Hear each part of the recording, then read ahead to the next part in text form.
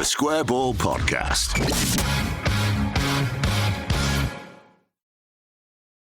This show is brought to you by Boxed, our commercial partner. And why do we want to mention them, Michael? Because they were dead good to us. They were. Charity Walk sponsors. Our recent charity walk, first year and second year, helped to feed and water and carry home and fuel hundreds of Leeds United fans. Yeah, it was much appreciated. The whole thing is a lot easier when you've got a sponsor on board, because you can start to pay for things and make everything just flow nice and smoothly. Yeah, thank you to Boxed, who have brought us an offer that we can deliver to you as well. Warmer months, you're not thinking too much about your heating at this point. What are you thinking about? Air conditioning. You're cooling. Exactly. Cooling. Yeah, great stuff. £50 off air conditioning. So Boxed don't just do boilers. They do aircon as well as loads of other stuff like home cover, electrical vehicle chargers. It's all through the same booking process as well, which kind of suits me, because you can see the price of it. You kind of go through loads of steps on it. You say, I live in this sort of house. I've got this bathroom set up. If it's boilers, if you say it's aircon, you say it's this size of room. It's on a ground floor. Yeah, this many rooms. I want this. Great stuff. Fixed price. That's the important bit, yeah. Yeah, you get to the end and it says, all right, it's this much. Which day do you want it on? All right, that's available, and then you book it. I'd like air conditioning several days ago. Well, yes. As it's gone very, very warm in the UK. And at the end, you put in TSB 50 for your discount. TSB 50 is the discount code, yeah, to get £50 off your installation. That applies to boilers as well, I believe. Everything. Very, very good. So thanks again to Boxed for their support on the walk. One good turn deserves another. Have a look at boxed.co.uk. Hello there, welcome to the show. Dan here with Michael and Rob, three of your Square Ball walkers. We did 92 miles, well, almost. Some of us last week raising money for Andy's Man Club. The Gary Speed charity walk as well. Let's start at the start, which is the reason why we did this, is to remember Gary Speed, obviously died by suicide. Is it 11 years ago now, 12 or thereabouts? Last year we did it to mark the 10th, didn't we? And also the celebration of Leeds winning the title with Gary in the team and all that stuff. So yeah, and then it went so well, we decided to do it again, didn't we? Yeah, so we did North Wales back to Leeds last year. This year we did Everton, we did Goodison Park, back to Leeds, back to Elland Road. Worked out at about, I mean, it's symbolically 92 miles, although it probably went a little bit over. It always does, because you have a bit of a wander, don't you? When you've been in the bushes for toilets and stuff, it all adds up. But yeah, we went in a straight line. It's not 92 miles, but we did via Bolton, via Burnley, and via Halifax. So all the hot spots. All the lovely sites. So we'll talk about the reason why we did it, which was Andy's Man Club, just towards the back end of the show. It's worth telling the story of the walk because, you know, you set 110 people off walking together between two fine northern cities, and things are going to happen. You're going to have your little adventures. There was illness, injury, incidents. Some things were witnessed along the way that opened your eyes a little bit, which we'll get to at the start. So we met at Elland Road on Wednesday, didn't we? Mm-hmm. What was the date? Oh, I don't know, last Wednesday. Lost all concept of time. 7 days ago, was it? Yeah. So it was Wednesday the 7th, was, of June 2023. And we got the buses over to Goodison Park. We should thank Leeds United for providing the buses for us as well, for everybody on. Had a little doze on the coach. Did you manage a doze or not? Did a heck. No? Didn't sleep at all. Sleeping was cheating that night, so we had to get up really early. Plus I was panicking about hotels and shirts and stuff, so I think I had about half an hour's kip. And then eventually it got to, one of those nights where you're actually kind of relieved to be able to get up. I think I set my alarm for 5 to 4 or something. It got to 3:30. I was like, I'm just getting up. I'm not sleeping at all. It's a complete waste of time. It's just all panic at that point, isn't it? Mm-hmm. So my whole approach this year was, I've not trained as much as last year, but there's no amount of training that's going to make it easy, so I'm just going to accept it's hard. But then it got to that day and you're on the coach over and it's like, got to do this now. We've got to walk back. I hope it's going to be fine. If you are watching the video version of this, Michael has the shirt on as well. We should say thank you to Boxed, who were the primary sponsor for this, who fed us and watered us along the way, didn't they? They paid for lunch for over 100 people. So they did. Thank you to them. Which is massively important on something like this, because you've got to try and get 110 people to say, like, I'll just go into KFC or whatever as you go past it is not really doable. So having it lunch provided every day, our brilliant helpers were bringing that in, but then also Boxed helped us pay for stuff like the snacks and water at all the break points we had, and then all the medical supplies. I think we spent like 150 quid on tape for this year because we got through that much for this year last year and all the compedes and stuff like that, and also things like insurance and van hire and the boring stuff you don't think of. But yeah, really good. And the second year in a row they've supported us, so thank you very much for that. Yeah, so we started Goodison Park. We got there, it was about 7:45 we got there on Wednesday morning. Thanks to Everton for opening their car park to let us use that as well. And we all gathered. And if you have been following it on socials, we had a celebrity wizard on the walk, which was amazing. Matt Lewis of the Leeds United Leeds United podcast. He's mainly known for that, I would say. What, the official pod? The official Leeds United podcast. Yeah. Never mind Harry Potter. There with his brother Anthony, and they kicked things off because we managed to make the national BBC News aware of this, and having a little bit of celebrity pull meant that they spoke to BBC Breakfast News. It was like 8 o'clock in the morning, which is like prime time. They insisted we didn't go near the screen. Yeah. So, there were 100 Leeds fans just in the background, and we all behaved ourselves with the live TV cameras in front of us, which is absolutely, I think, remarkable. Yeah, there was talk of some protest banners in the background, but yeah, we let it go. There was one moment where Chris McMenemy was like, "Oh, we are live." Like, okay, I'll behave now. So yeah, Matt and Anthony did the news thing. Then we just set off, didn't we? It was 8 o'clock. We set off from Goodison Park, and a day that was predominantly yomping up one road, the East Lancs Road, which, if you've never been to that part of the world, you're not familiar with what it's like. It's a dual carriageway, major A road, and just no fun at all. Yeah, it's a thoroughly miserable start to the day. People are like, how long are we on this road for then? 12 miles. No turns. Nothing. Straight on.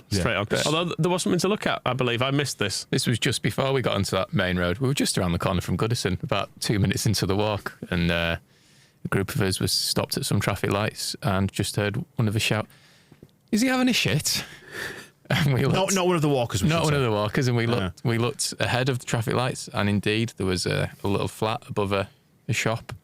And in the window, like the frosted glass of a bathroom, you could just see the silhouette of indeed was it a flesh-coloured silhouette? Yes, indeed, a man sat on the toilet, and then his window was open, so I think he could hear us all cheering. So I don't know if what he did was for us, but when he went to wipe, he put his foot up on the windowsill next to him, which I've never seen before, never heard of. No, not either. Feels quite graphic. That. Yeah, it was. He must have heard us. I don't know if it was some form of performance for us, but he's been waiting all his life for this. Yeah, it was. It didn't deter him. Let's say that anyway. Maybe just a natural performer. Give it a try as well. Maybe it gets the angles. Yeah, I'm asking my landlord if I can move the position of the toilet in my bathroom. Can you put up a shelf about sort of waist high next to the toilet? We'll bear weight. Bear a shelf. So that was good fun. So yeah. We crossed the international border from Liverpool back into England. Of course, yeah. So it was another international walk. That was good fun. What happened to you as you crossed the border? Were any checks or? No. Just I was being booed out of there. Yeah. Going to it was kind of Wigan, I think we moved into, wasn't it? After that. Yeah, something along those. Yeah, we skirted around the south part of Wigan, I think. Yeah. And how far did the East Lancs Road go in terms of? Did it go past Wigan?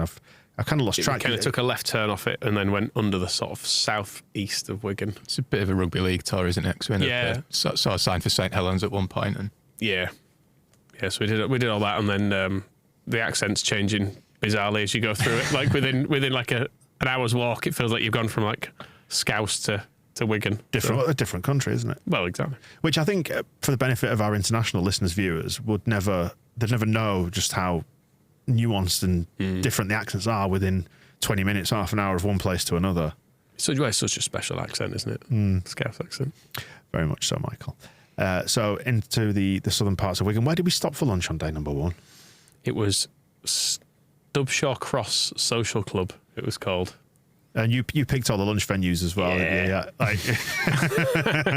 It's basically the whole thing just becomes a tour of working men's clubs and Wetherspoons because you just go lunchtime. Where's somewhere you can stop and has a bar and lots of space. So, and then on the evening, where I can serve like food for 50 people without any warning. Wetherspoons, they've got the microwaves for it. Why not? Yeah, so we finally turned off the East Lancs Road after 12 miles of the walk. So day number one was 27 miles, wasn't it? It was the longest of the days, which mirrored the day one from last year when we walked from North Wales. Yeah, sorry about the route in that. It was pretty boring, wasn't it? To Warrington. It was pretty boring, but spirits were pretty high on day number one, although I'm fairly sure by the time the first break stop came in the morning, it was like a pub just off the East Lancs Road, wasn't it? Mm-hmm. There were blisters forming among some people. Oh, so you were talking yourself in front of a wacky warehouse, which is ill-advised. I went to look for somewhere... Against the terms of your parole, I would say. I went to look for somewhere private to apply some gentleman's talc. I didn't realise it was a wacky warehouse right in front of me. It's got to be a different route next. I'll pass there. And yeah, to lunch from the social club. And what was the afternoon's walk like for you?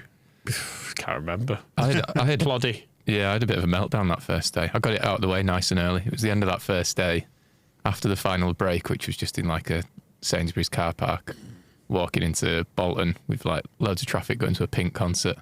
And that was just pretty relentless, longest day. And yeah, it was the last few miles of that, I was like, oh no, I think I've really underestimated this. I don't know if I'm going to be able to do it anymore. Just everything hurting. And yeah, I couldn't really leave the hotel that night. I was just ordering food to the hotel and going to the hotel bar. It's worth saying that like everybody at some point on that walk, or the vast majority of people, you have a mental wobble, don't you, where you think, I don't want to, or I can't do this, or I'm really not enjoying this. This is making me sad. And I think mine came on the yon part of Burnley further in the walk. But it's an emotional roller coaster, isn't it? It's a psychological thing as much as anything. And it is a really, really long way to walk. I know, like, people, if you've probably walked like 15 miles, I think is a fairly standard distance most people have walked, but 27 is a lot more than that. Like, and it's 12 miles more, Michael. But it doesn't feel anything like doing 15 miles twice, if you know what I mean. It's like different bits of your feet start hurting, and bits like up your shins that you've never hurt before start tweaking. Yeah. And then you got to do it again the next day. And that's the thing. It's the compound thing, isn't it? It's doing it day after day after day. And I had a bit of a moment at that final stop at Sainsbury's because it got quite hot in the afternoon. It's late afternoon by that point, wasn't it? And I think that's when I noticed that I had blisters started to form because I'd really gone to town. I'd done so much research on different trainers. I got wide toe box trainers. I went for double socks. You also have some of the widest feet I've ever seen as well. Yeah. I reckon each of your toes is like a kilogram.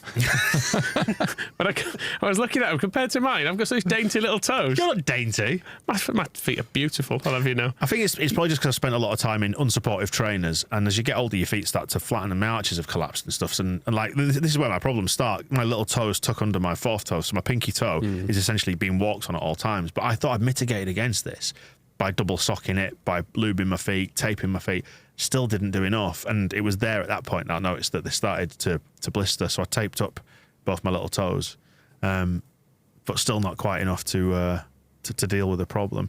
How did you feel at the end of day one as we rocked into? Was it Bolton day number one? Bolton, God, it's a long way. I was looking on the map now. It's a long way between Liverpool and Bolton. Yeah, I was very, very tired. I think the lack of sleep plus all the walking. I went out.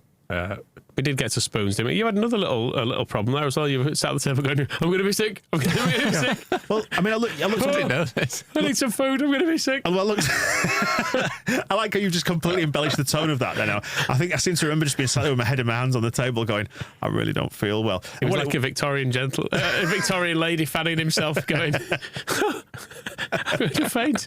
But I was feeling so nauseous because I looked at my phone. So you're burning off something like, it's about 4,000 calories a day, maybe even more, from, so your resting calories are what you'd normally burn off just on any given day. And then all your active calories on top of that are the ones that you're burning off just from walking. And like you say, 27 miles is a long, long way. But by the time we got into Bolton and chucked the stuff in the hotel and then went out again, it was sort of like 8 o'clock, I think it was, wasn't it? And you're looking to get food in Wetherspoons. Which Wetherspoons did we go to? What was it called? Bolton Wetherspoon. I can't remember. I should check the receipts on my phone, to be honest. My email inbox is just because they also bring pints to your seat there, which is nice. But my email inbox is just full of Wetherspoons receipts when I got to the end of it. Well, we didn't do that thing where you could post on Twitter what your table number is and people send awful drinks to you because they could order on there. That did happen later on. Yeah. But not from me, I would say. But yeah, I was just sat there at the table, and I ordered a pizza and some nachos as well, thinking I'm just going to carb load because I'm so hungry. I'm so calorie deficient. But then I just got these huge waves of nausea coming over me because I'd burnt so many calories. So then I felt sick, so I didn't want to eat, but I needed to eat to stop feeling sick. And I ended up in this awful spiral of just spiraling out of control. I was feeling really sad and sorry for myself. Then my pizza came and I took a little tiny bite and trying to keep it down. And then my body went, oh, food, this is good. And then it gradually receded from there. But I remember I ordered a pint of lemonade and and I was struggling to get that down. Do you know what the trick is? If we do it next year, I've been told we need to get an ice cream van along for the ride. Ice cream is the best way to get calories in when you're walking. Do you remember when Eddie Izzard did it was 26 marathons in 26 days, whatever it was?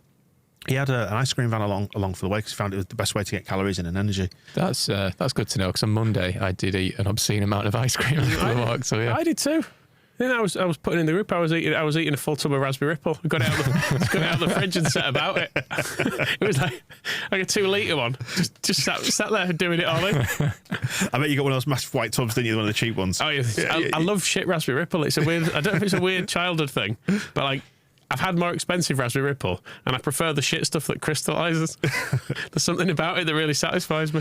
So day 2, we're leaving Bolton, and we are heading over to Burnley, across the countryside. It was nice. It was a bit of a nicer walk, that one. It was a lovely walk.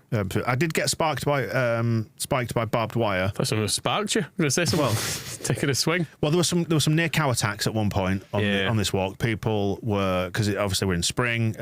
It's the time when all the farm animals have little babies and things like that. But cows have quite big babies and they grow quite quickly.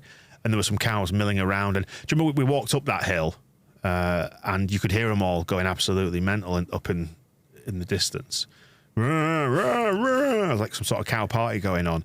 And by the time we got there, they'd all started gathering close to the fence. You kind of had to creep through. And then as we went, I remember turning around and looking behind me, and they'd crept into the exact part of the field that people needed to walk to get through and weren't budging. See, I'd tested all this route because it's on footpaths.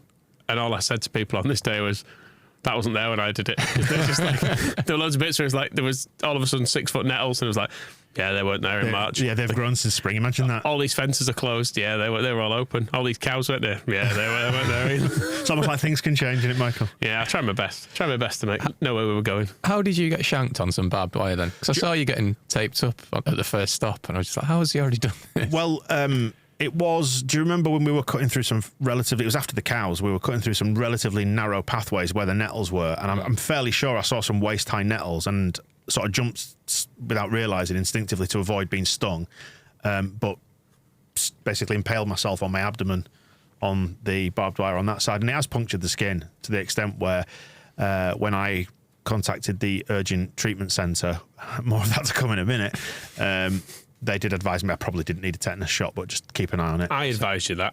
Yeah. You were saying, I might need a tetanus. I'm going to have a tetanus. That's fine. Well, Katie was like, yeah, you'd have tried to fucking scoop it out or something with a penknife, knowing you. You'd have done it DIY style, wouldn't you? But Katie was looking after us all. She was like, yeah, get a tetanus shot. But when I spoke to the lady at the end. That's why I wasn't in charge of medical stuff. It's fine. Yours is the kind of the... So fucking moaning. The pre-anaesthetic days of shove down a bottle of rum and saw it off, aren't you? Exactly. Just gouge like a tennis ball size lump out of your side, and it'll get any of the infection. So there was that. What do you remember from day 2 heading into Burnley? Crossing the golf course was fun, wasn't it? Yeah, that was nice. The whole thing was a lot better because I'd done that before. It was very, very, very wet the first time I did that, so it was really pleasant because I was like, if they gave him £100 actually, one of the pubs. It was like just off the route. But I'd said, they were nice in there because when I did my practice walk, I went in there with like cow shit up to my knees because I'd been on the first route over the tops, and it was the route that got abandoned. I didn't take everyone on this route because it was so incredibly wet when I did it. But it was like where the paths were all just streams. So then it was with my mate James. We were going around the sides of it, but then when you stood on the grass, your feet like sunk in about 2 foot. So I just had like, and my boots are still ruined for it to this day. I've washed them a few times. They just, as soon as they heat up, they just smell like warmed up shit, which is not great. Oh. But yeah, they took us in there. Have you thought about washing them or? I've done it a couple of times. Yeah. It's just no shift in it. Set fire to them. There's just no shift Actually, in don't it. set fire to them, no. They're expensive, so I'm keeping them, obviously. Right, not going to throw them away, even though I do smell of... Just put them somewhere in your garage or a cupboard somewhere where... That's exactly what I've done. Good lad. In the garage they go, forever. But yeah, they took us in there for a pint, even though it was loads of pensioners trying to have a nice meal. It's just me and my mate stinking of cow shit, dripping wet through, sat on wet in their bar stools. But yeah, they were nice there. So I enjoyed it. Yeah. I thought it was pleasant compared to that. Yeah, we cut through the golf course, which I always had visions of. There were no golfers on it, thankfully, at that time, but either somebody getting hit by a ball or just them been really resentful of 100 people tramping through on their posh grass. Yeah, I thought it was an interesting choice to add a bit of risk to the walk. Can you dodge the golf balls? Bit of an assault course vibe to it. People did rightly notice as well on the route there. We didn't need to do that. You could have just carried up on that road straight to Burnley, but I needed to make it 92 miles, didn't I? Right. You can't do 92 miles last year and then say to people, oh, it's 90.8 this year. You can't go backwards on you. You could have put your miles on somewhere else, though, couldn't you? Yeah, it's nice. It was nice, actually. And there were some people who immediately reverted to their childhood state and started rolling down the hill, which I think hopefully has been captured on video, I think. I think it's somewhere, yeah. Yeah, so out of the golf course into Burnley, you could spot Turf Moor just off there in the distance. Yeah. Premier League Turf Moor. And then just walking through Burnley and all its marvellous pubs. Yeah. And there was some nice graffiti. Do you remember what the graffiti said? Without looking, I can't tell you, but I might have to. I think it was it. Ollie, someone has a small penis. Yeah, with a picture of a small penis. That was very. It was a typical graffiti penis as well. It wasn't an actual. It wasn't like a photograph of a penis on a wall. No, I mean if it was as big as the graffiti, it's huge. Right. Well done, Ollie. But also, those testicles are impractically sized. I don't think you're going to struggle. With those. I had been to Burnley before, so I kind of knew a couple of pubs to avoid. But I think you went in some, didn't you? That were. We didn't go into that one. You just had a look in because it was problematic. Oh no, maybe not. Yeah, it was. Ollie Hughes, just to Ollie Hughes. Ollie Hughes, good on you. Shout out to Ollie Hughes. Has a small penis. If you want to come on, Ollie, and let us know if that's the case or not, feel free. Right of reply is yours. And into the hotels and out into the pubs. What did you find, Rob? There was just a little Italian restaurant next to our travel lodge. You didn't give me the luxury hotels. Thank you very much, Michael. I think you were looked after, weren't you? I was in the Holiday Inn Express with Michael. He demanded. I think it was a suite that he demanded for us. Yeah, penthouse was it? Yeah. Look, if you were in a two, you got your Holiday Inn. If you were a single, or if you were in a double bed, or in a three, you were Travel Lodge. Right. I was trying to make the numbers fit. Dan told me the first day you put all your favourites in the Holiday Inn. True. Also true. And me. And Dan. I had to keep him close in case he had one of his turns. For the best. One of his turns. Idiot. Bolton was charming, wasn't it? And we got Burnley, you mean? That's what I meant. Sorry, yeah. The two. Both. They merge in my mind because, especially because we ended up in Wetherspoons again. It was Thursday, so it was Curry Club night, wasn't it? It was quite a sad Wetherspoons, that one. Yeah. I found there was no one in it, and the taxi driver denied its existence, and we were like, and even though we were parked outside it, and we said, it says Wetherspoon on the sign. Yeah, we said give me Wetherspoons. He was like, yeah, it's shut down. Like, I did look on the app a minute ago that you can place orders there. He was like, nah, shut down. Well, take us there anyway. And he pulled up outside it, pointed at it, and went. Well, he went, there you go, lads, that's the pub you want. Right. Was the old Bolton Inn or something like that? Boot Inn, I think. Boot Inn, but he was like, there you go. As if he said, shut. It's like, there's people outside it with pints, mate. Did he say that was shut last time I was here? I don't know. No, he just completely straight-faced was in like, well, I told you it was shut, and we've got here and it's shut. And we walked in and ordered. And we were like, yeah, got some food. Dear me. Yeah, we were in a classy Italian restaurant next to a travel lodge watching Chris, who's into his Italian football, had Cagliari, the second leg of their Serie B playoff on, and got chatting to the waiter, who I was convinced was actually from Burnley and just putting the accent on. But he was saying he's a Cagliari fan and ended up having a limoncello with us, which was nice. But everything he was saying, whatever Chris said, he was like, oh, yeah. It's like, oh, you're a Cagliari fan? He's like, yeah. He was like, tough first leg, wasn't it? Yeah, very tough first leg. It's like him out of Mike Bassett. He's like, oh, you're 2-0 down, aren't you? He's like, yeah, 2-0 down. Like, he's having you on, mate. And then from Burnley, we walked past the Royal Dyche, the pub. It's been back to the Royal Dyche. Not the Royal Company anymore. Yeah, it had a bit of spell in the middle where it was not Royal Dyche, but it's back to where it should be now. I can only assume Dyche went down there and started kicking off. Oh, the locals were furious because it was named after a Belgian. Ripping shit down. Well, that's true, yeah. Didn't go in there for a pint this time after my one on my practice walk. But we went past Turf Moor, didn't we, as we passed, and then went up the hill. See, Burnley and Bolton have a bit of a bad rep. Granted, Burnley town centre's a bit of an acquired taste, but just outside of it, it's lovely. Yeah. All the countryside around it and stuff. It's great. Especially the bit where you crossed over into Yorkshire and went back to Halifax. Yeah, I'm not quite sure which bit that was. But it was nice over the top. It was really nice. It was very windy. Sort of Yorkshire water country, wasn't it? Lots of reservoirs around there, but it was windy. So we were going up the big hill, and it was weird because it was deceptively not deceptively hot. It was quite the opposite. It felt a bit cooler because we were walking into a headwind straight up what's basically a Pennine hill. It was classic sunburn territory. Yeah, I was gonna say, it's very windy, so you don't realise how burnt you're getting. But I remember like down, my front was absolutely bone dry, but my back was absolutely sweaty and cold. And it was at that point that I hit the cocodamol as well, because I'd started to get just my groin was spasming, and my leg would give way. And this is one of the weird ailments that you get on like a long distance walk. I didn't even know I had a problem there. They just started spasming, and my leg kept giving way like a lame horse. They could have brought the curtain down. I was going to say, I did call for the screens. So I just stopped and did the cocodamol. And that's the difference between doing it, I think, like 2 years on the trot, is that you're probably going to be all right. You just need to power through, keep going. Then the painkillers will eventually see you through to the other side. And I struggled up that hill with my spasming groin like this. You struggle, I didn't struggle. Well, I did it spinning on my cock. Did you run down the other side though, Michael? No, I didn't need to. I did. I heard it was a fall. Elongated. But it was quite a steep descent, and it hurts your legs when you're going downhill when you've been walking a lot, because your quads take all the impact, don't they? So I thought, do you know what? I'm just going to bloody jog this. Just jog it down.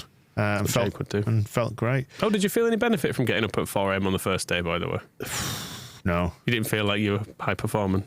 No. I did think the night before that we'd be up at 8 o'clock, but it wasn't much fun, was it? Getting up at that time. Do you not feel like you'd done some world-class basics? I don't get anything. Well, I had some cereal. That was quite successful. Yeah, ate some toast and felt ill. Yeah. And then, so coming down the path off the top stay into Hardcastle Crags, which is beautiful stretch of woodland and paths. National Trust property just outside Hebden Bridge, which is lovely as well. We had lunch in Hebden Bridge. It was on the walk into Hebden Bridge that I stubbed my big toe twice on the path within about 300 or 400 yards, which resulted in a bit of choice language. But it was in amongst all that having quite a profound moment about the gravity of what it felt like we were doing. Sun was shining through the trees, beautiful part of the world. Loved it. Even if it did hurt. And I got to be on calendar news after that as well. So that was good. And there was a really irked woman who was trying to get past you as you were striding along the... Yeah, they managed to cut that out. There was just want this film for 30 seconds. This woman was like, no, fuck off. Can you move out my way, please? Move out my way, please. Should have shoved her in the canal, really, but it would have wouldn't really been in the spirit of the walk, would it, to shove a pensioner in a canal? I mean, she did get quite upset. Yeah, I thought she'd have had it coming, truthfully. She couldn't have really complained, but, Lunch in Hebden Bridge, it was quite a long morning, wasn't it, that one? Yeah, because it's long. But yeah, there's an out in between. That's when I had my wobble up the hill, trying to get over to Hebden Bridge. I loved that morning. It was beautiful. And I also got strings for Yasmin on nice and early. That really fired me up there. Motivational. Yeah, I did at the start and the end of that day. Beautiful. And then it was a long old trek into Halifax after that. How do you pronounce it exactly? The locals would have you pronounce it? Sowerby Bridge. Sowerby Bridge, that's it. Sowerby Bridge is how it looks to be written down, but you've got to know. You've got to know these things. Sowerby Bridge, where we came off the canal at Tool Lock. Do you know the fact about Tool Lock? You already told me it, so please do share with the viewers. The deepest lock, the deepest lock in England. Wow. About a 19-foot drop, something like that. We should have known that at the time. It would have made the whole walk better for you, I think, Rob, to be perfectly honest. And how was Halifax for you? There was a bit of a struggle on the way into Halifax there. I think my legs started to hurt. I like Halifax. I think it's a great place. Why? Don't know, really. Just got a bit of a soft spot for it. Was it the karaoke? No. Historically, my mum and dad are both from there, and my gran used to live there. My gran's not from there, but lived there when I was up till I was about 10. So I spent a lot of time in Halifax as a kid. Yeah, I didn't like the walk out of Sowerby Bridge to Halifax up that big hill on the final day. Yeah, in the punishing sunshine. Yeah, it was a bit steep on it, but my mate from school was a Halifax Town fan as well. So in Jeff Horsfield era, Halifax Town, I used to go and watch them a fair bit as well. So I like Halifax. I do as well. It feels because it's part of our little patch here, isn't it? That last half mile into Halifax, I could see the hotel and everything, but that was listening back to Strings for Yasmin. And I'm not sure why, but I started thinking of Stuart Dallas scoring the winner against Man City, and I nearly started crying. Just got all emotional. I was like, what am I doing? I don't know what's going on. Oh, dear me. And then it was Wetherspoons for food again, wasn't it? Remarkably. It was, of course. But yeah, that's when table numbers started getting put on Twitter. I think, to that hand. I think at this point you'd fully switched off. I think you sat next to me and I don't think you said anything. People kept speaking to you and you were just... I think you were for the most part checked out. I think I was just exhausted by that point. Just exhausted because I remember... Because that's when the pain had really kicked in the legs, I think, by that point. And I was shuffling back to... So I had my pint of lemonade and me tea, basket of chicken tenders, and then shuffled off back to the hotel just to go lie down. And that's when Phil tweeted the news about the takeover. That's when it broke. When that story came out, and then the statement on the website shortly afterwards. But yeah, it was hard work, and I went to bed. And this is the other thing: when there's so much adrenaline and so many endorphins running through your body, you struggle to sleep, don't you? You can have very broken sleep. You either sleep like a baby, or you just awake asleep. And I remember laying there because it was hot, and the duvet just hurt my legs. Like just touching my legs, the duvet hurt. Why is this hurt? And I was trying to lie on my side. Both my hips hurt by that point. So I had to find a position. I was in the recovery position, basically on top of the duvet. And I found the optimum thing was to open there was like an inner window and an outer window, because we were on a roundabout where the premiering, very nice, by the way. Premier and Rob Frost. Thanks, Michael. Sounds great. But I had the window open just maybe about 4 or 5 inches, and it was just allowing a little breeze to come in under the curtains, and I found my optimum position. Fell asleep, but then woke up about an hour later, and Michael still wasn't there. So you'd stayed in Wetherspoons, and I think you eventually rocked in at 2 o'clock in the morning. We had a funny conversation. I couldn't get back to sleep, so I slept for about an hour and a half. Couldn't get back to sleep because of the pain and the everything. And Michael rocked in at 2 a.m. shit-faced. And what did you say, Michael? I honestly couldn't tell you. Can you remember it? I think you said something along the lines of, it's 2 o'clock in the morning. That's not very good, is it, boys and girls? Like a children's TV presenter. Yeah. It was a mistake, wasn't it? But no regrets. Absolutely no regrets. Yeah, so from Spoons, shout out to the man in Spoons as well, working behind the bar, who said I could have a free drink if I ordered it in a Sean Dyche voice, which was good. Nice. So that was nice. But loads of free drinks started arriving. So the next day when people were saying, like the people who hadn't stayed out and witnessed all that went on that night were like, what time are you out? So what were you drinking? And I was like, well, Guinness and lager and a pink gin and some mini Guinness and a tequila, some hooch and a Smirnoff Ice. Like all this random shit that was like popping up later in the evening. Ice.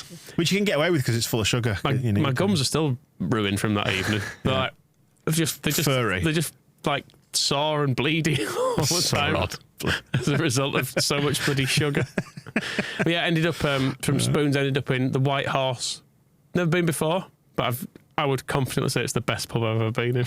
It was because there was a lot of karaoke going on. Yeah, there were only about 5 other people in there, but then I think by then there were about 30 or 40 Leeds fans in there just taking it over. So yeah, but it was great. But yeah, regrets to a degree the next morning. But it was when my alarm.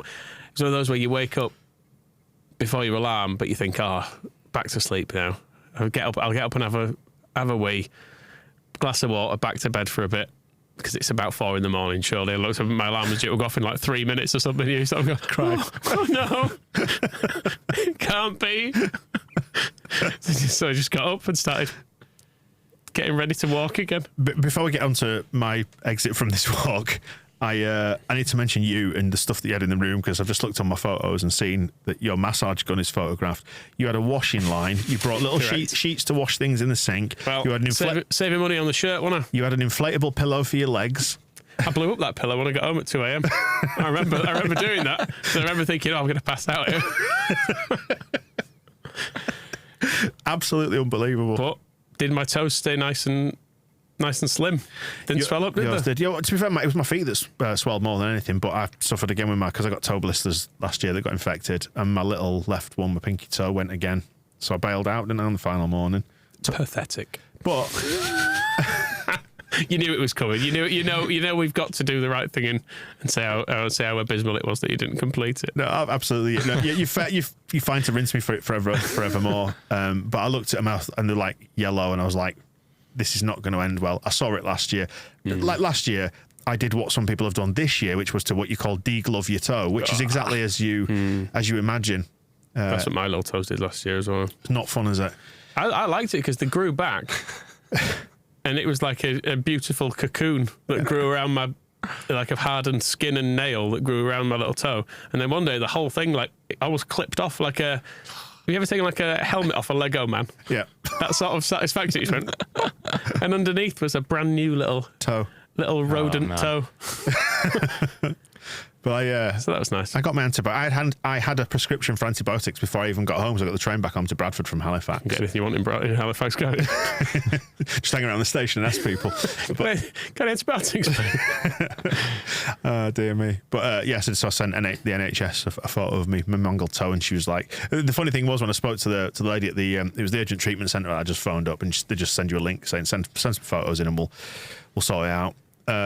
And she looked at my notes and she went, "Is this the same toe as May?" I went, "Yeah, that's May last year." She went, "Oh, right." I said, "Yeah, same charity walk, same result." Mr. Moylan, is it? Yeah, we'll put you through. Yeah, the usual. And she did genuinely say to me, "Did the antibiotics work last year?" And I was like, "Yep." So she went, "Right, I'll just give you the same again." Which, there we go. There they are, nearly finished. I've only got a couple of days left to go. And yeah, the toe's almost back to normal now, which is good. But I had the cocoon moment yesterday, where it all just came off in one big. Isn't it? And you can win that as a raffle prize. But your feet do go through the grated parmesan stage. Yeah, where it goes right. If some of it's coming off, it's all coming off, and it all did. I almost feel bad this year. Didn't get any blisters. No, really weird. I was like that last year, and I must admit, seeing the state of some of the other people on the walk, I was like, that really got me through. I was like, oh, I can't. It's not really too bad, is it? A lot of the pictures that have gone into the WhatsApp group, they genuinely look like autopsy pictures, or like when you see on like a program where they dredge your body out of a lake. And it's been in there for 6 months, and they're like, "Oh, we don't know who it belongs to." Or like a foot will turn up in a bin somewhere. Is that where you put them? That's the general vibe of that group. I remember last year someone put a picture on the group during the walk, and it was like a still from a horror film with like bones and stuff sticking out because of some of the other photos that we'd already seen. I looked at it for about 5 minutes going, "Is this real?" Or is this... yeah. Oh, dear me. Yeah, so I went and got my meds, and actually I picked them up from Boots before you lot even got to lunch, so I drove out to the lunch stop on the final day. Must be nice. It was nice. I saw you at lunch and I thought, he's looking fresh. He's handling this well. That's when temperatures peaked, because it got to about 30 degrees, didn't it, on Saturday? And I made the last bit of the journey in my air-conditioned car, which was... absolute prick. I genuinely did drive past you on the road, and I felt really, really, genuinely guilty, but also... for a bit. Really glad. I'm so glad I'm not out there doing this anymore. But it was nice to experience it from the other side and see what it looked like to a passerby, rather than just being in the middle of it. Because when you're in the bubble and you're in the middle of it, you don't appreciate the sort of scale of what you're doing. It's absolutely wild. It's absolutely amazing. But how was day 4 for you? It was all right, actually. A bit D-Mob happy? A lot of it was the same route as last year, because we stopped at the start of the day was different, but the end was the same. It was the Tempest Club in Driglington we stopped at for lunch, which was a very good spot. But I remember getting to that point last year and thinking, I know I'm going to finish this now because there's only like 8 miles to go, but I also feel like I can't do any more after that. Like, there's not a possibility my legs will carry me a step beyond Elland Road. Whereas this time I got to lunch and I was like, I'm all right. I'm all right. I'm all right this year. A fair few bits of me hurt, but like nothing is... I don't feel like there's a bit of my body that if someone was like flicked it, I would cry, which was very much the case last year. It's always tough, that bit after lunch on the final day, though, because you're getting giddy and you know you're in Leeds and you're recognising certain places, but then you do think, oh, still got 8 miles left. It's like, oh, can we not just be there in like half hour? It's like still a few hours to go. Yeah. In the brutal heat as well. It really was, wasn't it? Yeah. So the final day after Drig was a walk down the lower ring road up into Bramley to the Gary Speed mural, which was there. Pay tribute to Gary, get a photograph there, and then the final march down to Elland Road. That was when I started feeling... I think I started feeling, probably because I was more in pieces last year, I think I started feeling emotional sooner, but when we got to the Gary Speed bit and everyone was being clapped into that, that's when I started feeling a bit like I think I'm going to cry, maybe. Was there a moment that you did wobble in the end, or did you kind of... Yeah, there were a few.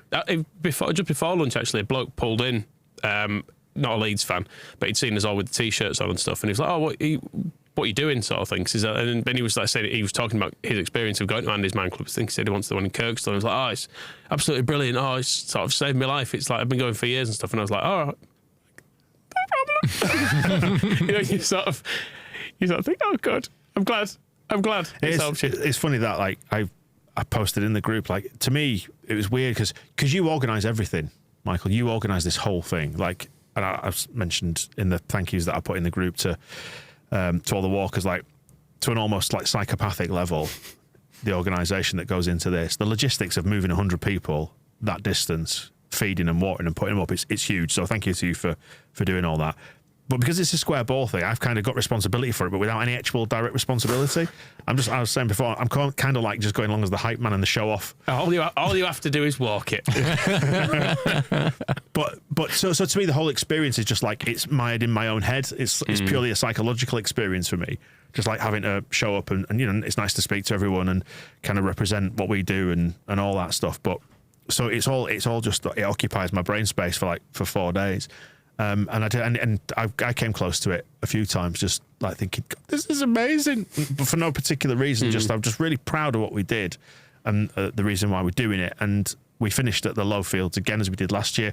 Walked down after a quick pint stop at the Dragon, up at the top, down the Ginnell, down Lowfields Road, having a little sing-song through the tunnel, and finished at the East Stand, where we got photos, having been greeted by friends and family as well. Mine didn't show up this year. Obviously not that impressed. Imagine I bailed out, didn't I? So I was like, I'm the shame now. They were rightly ashamed of you. Like in Game of Thrones. Locks changed when you got home. but yeah, it was nice, wasn't it? Then we went into the is it the Bremner Lounge, Bremner Suite? Yeah. It's in the West Stand. Just for a pint and a chance for everyone to say bye to each other and head off back to their own separate lives. But it was lovely as well to meet all the walkers' families and partners and see the kids running around and meet the parents and all that sort of stuff. So yeah, another nice moment.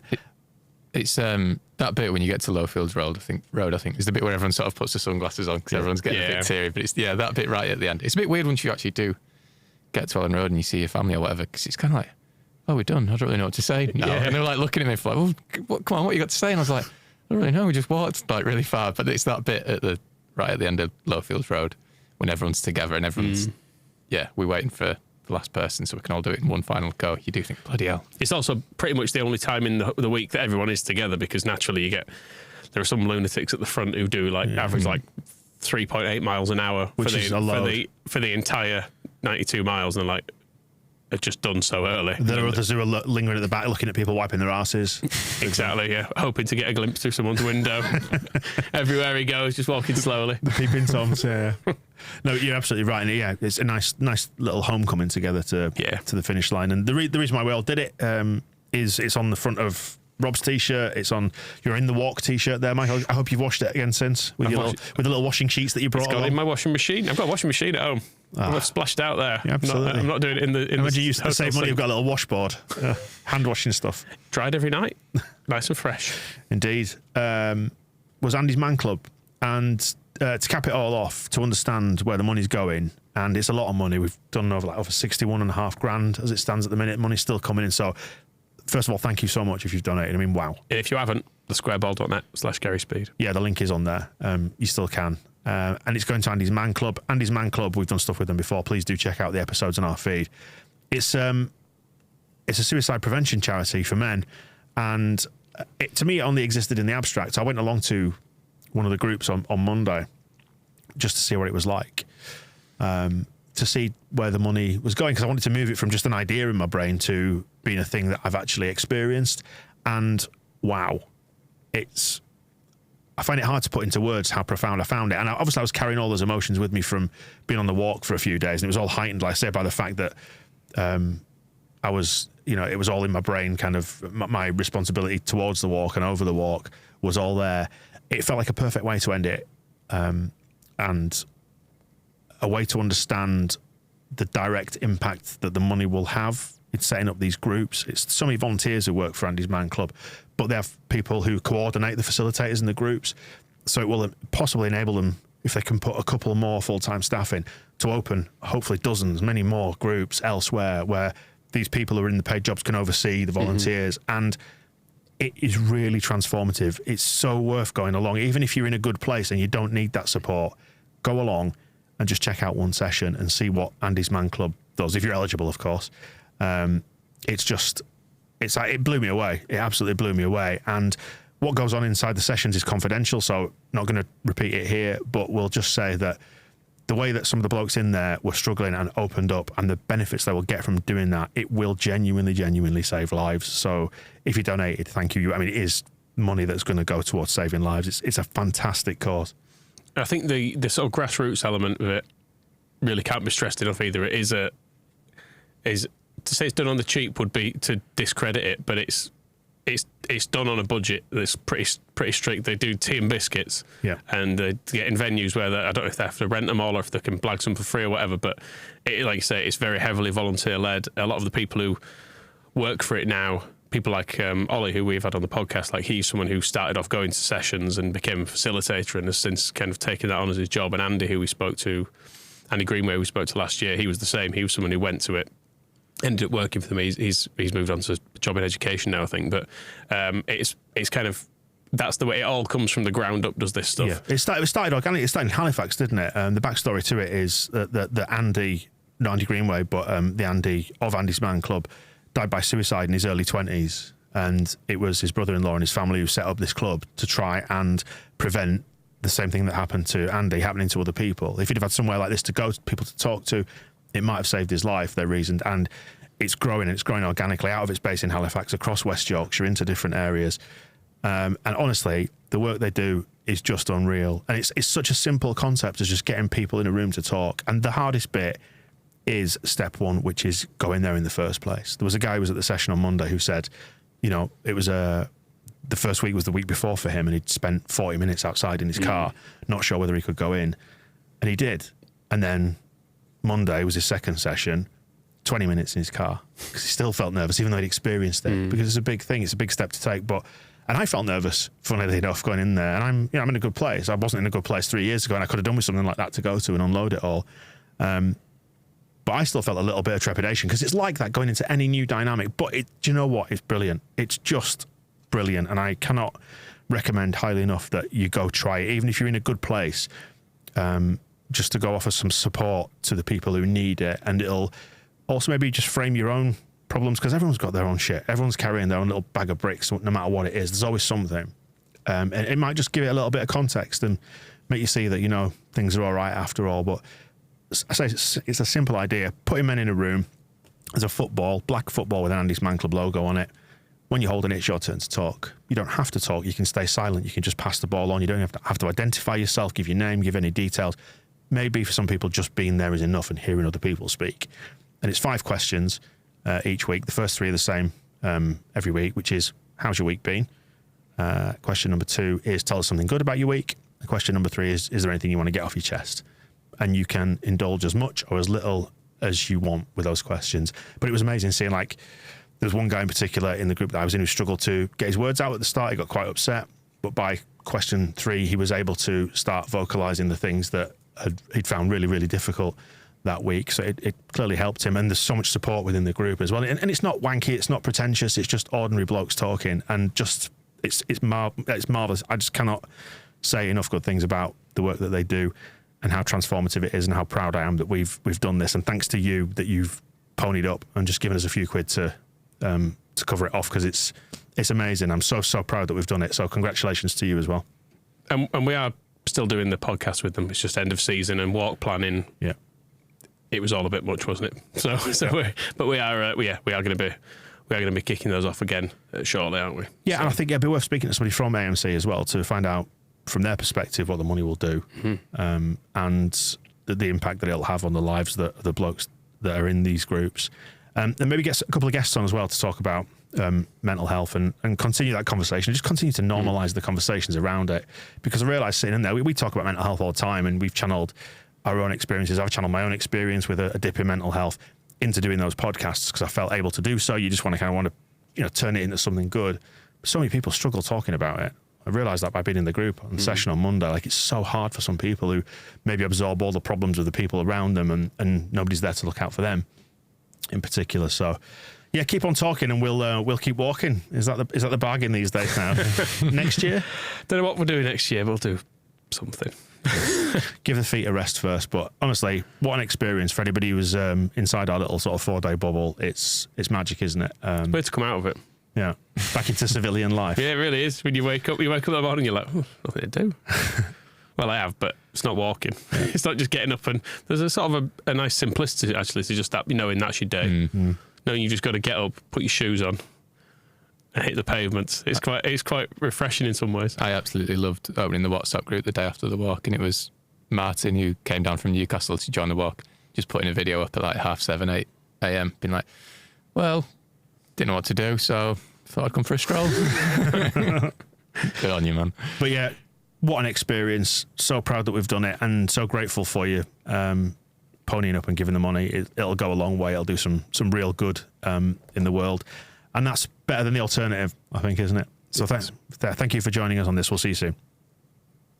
The Square Ball Podcast.